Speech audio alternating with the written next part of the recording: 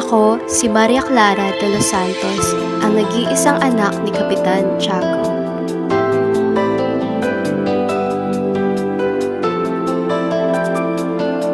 Patawarin mo ako kung nainip ako at sumuko. Patawarin mo ako kung naging mahina ako.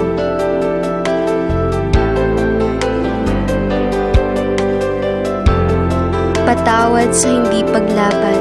Mahal, patawarin mo sana ang iyong sarili sa pag-ibig kong taksil.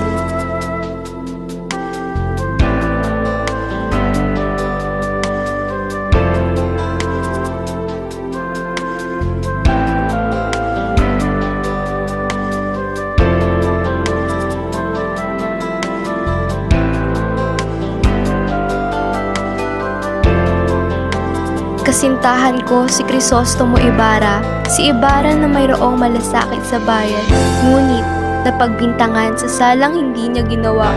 O Crisostomo, aking Ibarra, aking sinta, labis akong nalulungkot, natatakot at nababahala para sa iyo. Mahal, ako'y patawarin mo sa lahat ng aking ginawa. Wala akong nagawa para mapigilan ang nangyari sa'yo.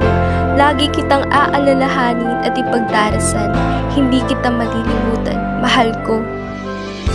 Siguro nga ay magiging isa ka na lang magandang alaala sa buhay ko. Hanggang sa muli nating pagkikita, mahal ko. Muli, ako si Maria Clara, ang kasintahan ni Crisostomo Ibarra. Hanggang dulo.